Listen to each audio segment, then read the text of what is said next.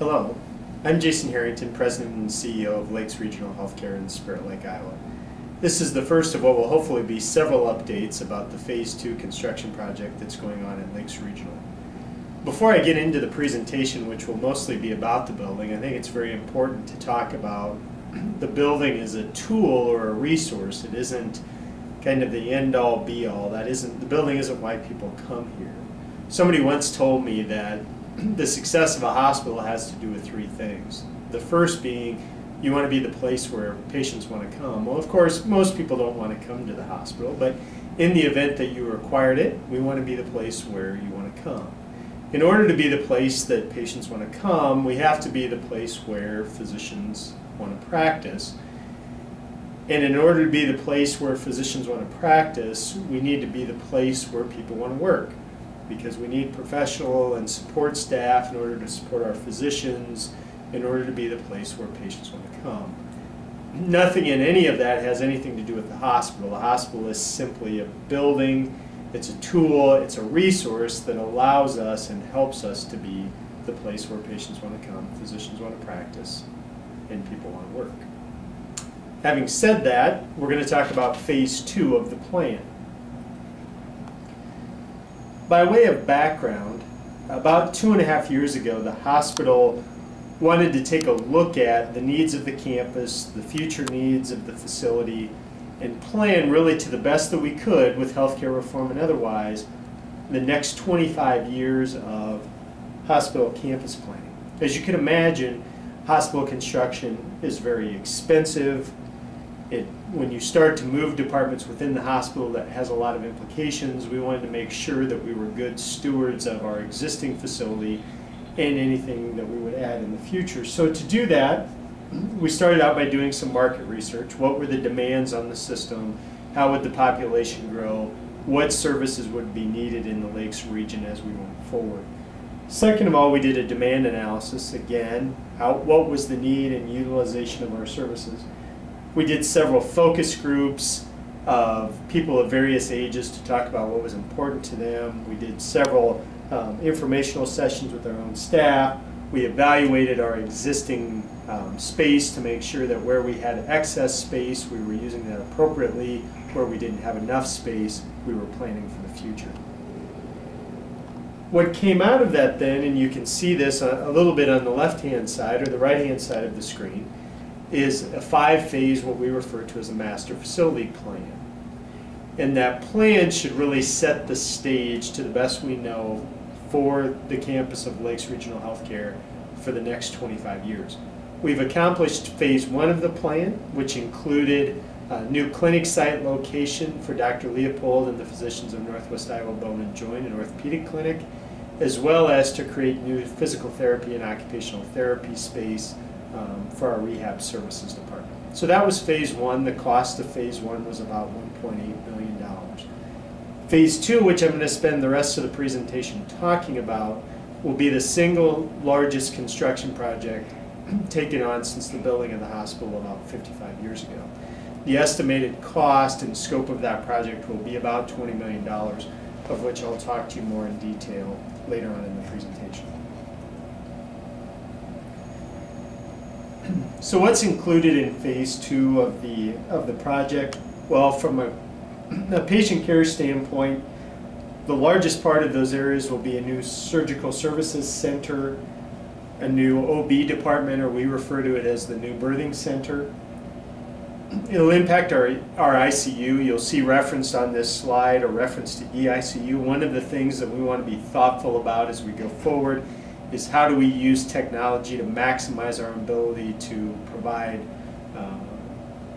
the highest level of patient care locally that we can. EICU, e-medicine is an evolving piece of technology that in the case of ICU will allow us to keep more critical patients here by having an intensivist, a cardiologist, neurologist, nephrologist managing those critical care patients remotely 24 hours a day, 7 days a week, in addition to the local family physician.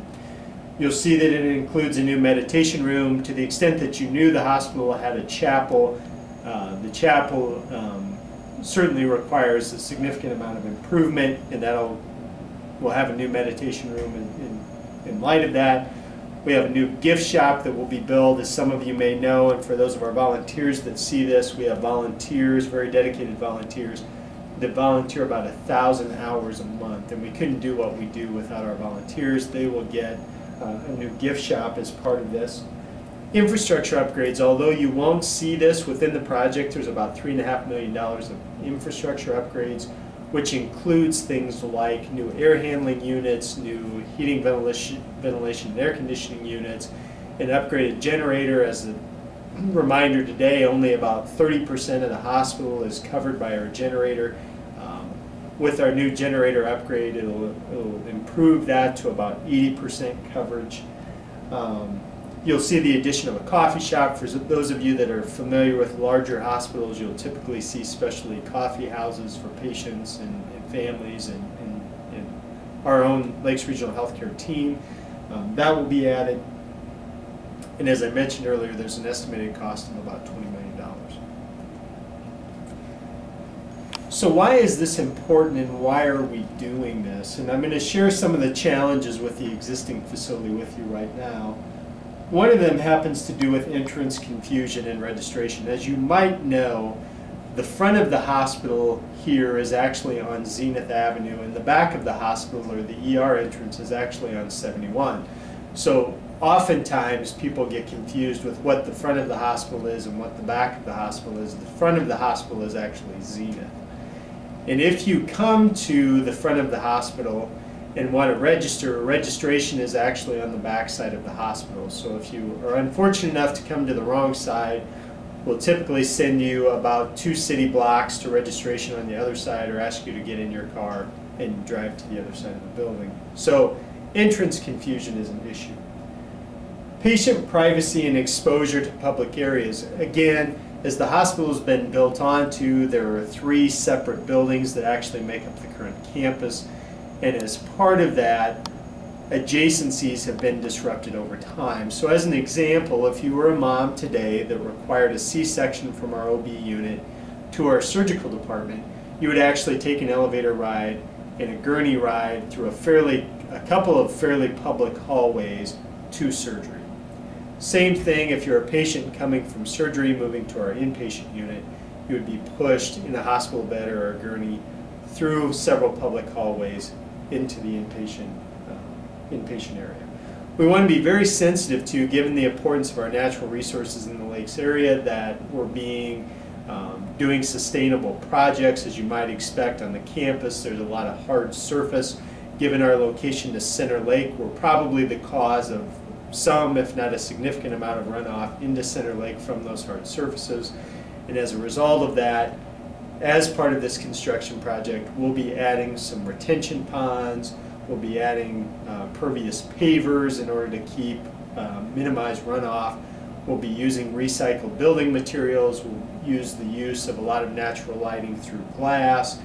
And again, in our infrastructure upgrade, most of that will be much more energy efficient infrastructure than what we currently have today. We want to be good neighbors and sustainable neighbors. The next piece of that has to do with the insufficient size and number of rooms. This impacts our OB area and our surgical center area as well. As we move, the ORs will have the opportunity to have an additional operating room beyond what we have today. In addition, all of those same day and recovery areas will be private. Back to the privacy piece today, if you happen to be in our surgical services department recovering, you'll be separated simply by a curtain as opposed to solid walls and a solid door. I often say that we deliver excellent care here, sometimes in spite of the facility. In the case of our OB room, we'll have an additional 2 rooms, as well as we'll talk about the importance and the difference in the size of those rooms, which is important also. Distances and adjacencies, I sort of referenced that earlier. And we lack direct access to equipment, and I'll talk more about that in the OB area. The same thing would hold true in our surgery center. There would be much more opportunity for centralizing and, where appropriate, decentralizing the use of equipment, so it's always available. The ease of access, visibility, and community image. We often have patients comment that they drove by the hospital thinking the hospital was a school. we lack probably sufficient signage, and so part of the visibility and community image is making some of those changes as part of this project. So there'll be new signage, there'll be a design, which I'll show you later, that fits more within the landscape of the Lakes region. And utilization of existing space, we wanted to be very careful. Hospital construction is expensive, and where appropriate, we wanted to make sure that we were utilizing our existing space first before adding on to the footprint of the campus, and we've done that as part of this project. And then Zenith Avenue, we've been in discussions with the city about the possibility of realigning Zenith. For those of you that are not familiar with it, Zenith Avenue runs north and south on the east side of the hospital, down past Hilltop Care Center. It jogs right and then goes south again, and there's an opportunity to make that more of a through street, which would be much safer and allow the hospital an additional private drive, which I'll share with you earlier. We're currently working with the city on that. So this gives you some idea of what Phase 2 will look like from the exterior. This is the northeast side of the campus. It shows you a new east entrance. You'll see sufficient use of glass, sufficient use of natural stone. You'll notice the first level to the right of that image is primarily the new surgery center. You'll notice on that upper right the use of extensive amounts of glass will actually push natural lighting into our ORs as well as deep into the surgery center from a healing perspective. You'll notice on the second floor is our new birthing center. What's important about that, as I referenced earlier today, if you required a stat C-section, you'd drop down an elevator, you'd go about 2 city blocks to our surgery center. Tomorrow or in the future, you'll be able to drop directly down from OB into our surgery center. Again, I talked about natural stone. This is the new east entrance, which has an overhang that will protect 2 cars, which will be beneficial to our patients in the Iowa weather.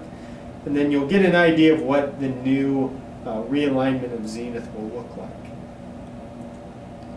So this is actually the interior view of the new east lobby, and what you'll see here on that image, which would be to your left, is the new greeter's desk, which will be where our volunteers will sit. Directly behind that glass, you'll see a new registration area, so patients will be able to register in the future both on the east and west side of the campus. Although you can't see this very well, behind on this upper second level is the new meditation room, and it actually will be the new entrance to the new birthing center. To the left and back, you will see the new gift shop as well as the new coffee shop. Again, you'll see use of natural stone, the fireplace, separate seating areas for patient privacy, and extensive use of glass.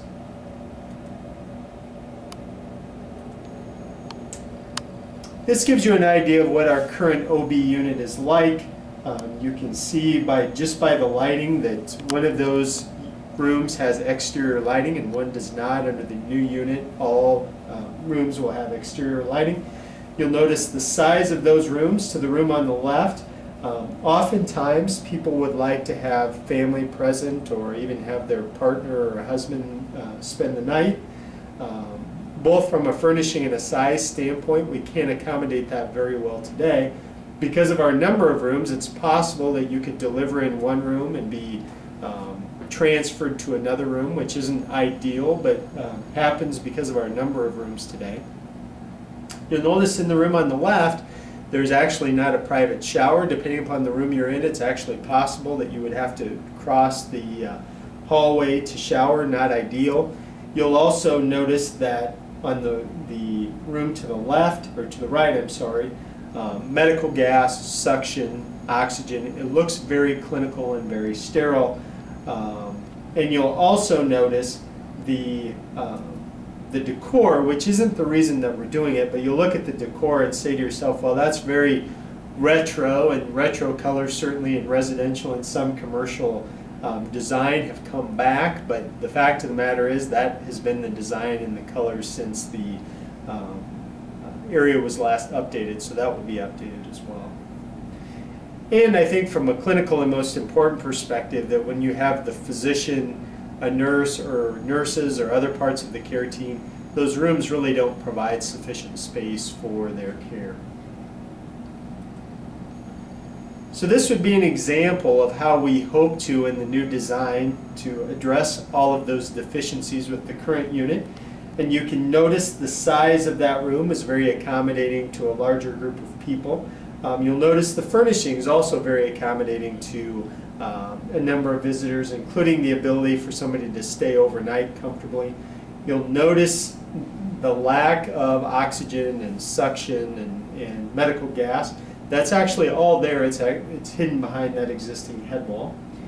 You'll notice what looks like a closet there. That's actually a central storage location that's shared between two birthing suites, and will ensure that there's always access to equipment, and that access or that equipment doesn't need to be had outside in the hallway. Although you can't see this, you'll see a reinforcement of security issues in that new OB unit in coverage by a state-of-the-art security system. Again, natural lighting, large windows. So we've attempted to address the deficiencies of the current unit. I won't show this to you, but I talked to you about Zenith, and this would actually give you an idea of what that Zenith design would look like. The cost of the project then, as I mentioned earlier, the estimated cost of the project is about, shows 19.5 here, it's about $20 million. We just received all of the 14 different construction packages that come along with this project, and I'm happy to report where it was possible. Within those construction bids, there are 3 or 4 local contractors that will be a part of this project that we're very excited about. So how will we pay for this? There's actually 3 different ways that we'll pay for this project. One of them has to do with existing cash. We've been fortunate over the years to be successful financially, and so we have some existing cash, about $5 million, that we'll use toward that project. There's $15 million of debt that the hospital will take on. I'm very thankful that the hospital, being a county hospital, was able to partner with the County Board of Supervisors to enter into a loan agreement where, on our behalf, the Board of Supervisors did general obligation bonds. That the advantage to the hospital in that case, when we originally did the pro forma for this project, we thought that interest rate over 20 years would be about 5%. It ended up at about 2.2%. The overall savings of which through the life of the project is about $5 million of interest expense savings, and we're very excited about that opportunity. What's not reflected here, Lakes Regional has a foundation, the Lakes Regional Healthcare Foundation, and the foundation has been generous enough to try to raise sufficient funds to furnish and equip 2 of our birthing suites at the tune of about $200,000. So those dollars would come from the Lakes Regional Healthcare Foundation, and we're thankful to them for their willingness to take that on. Timelines then, if you've not been by the hospital, the east entrance is closed. It closed effective September 11th. Our construction contracts have all been let, and I believe all of those contracts are now signed. We will break ground in a groundbreaking ceremony sometime in October, and then the project duration will take approximately 18 months. Again, not having the opportunity to be here, you can ask me questions, but I certainly am interested in any questions that you may have. The best way to ask those questions of me is you can reach me via email at jharrington@lakeshealth.org, or you can reach me via my telephone. My office number is 712-336-8795. I appreciate your time and attention in watching this video, and certainly hope to share more of the progress of the project as we move forward. Thank you very much.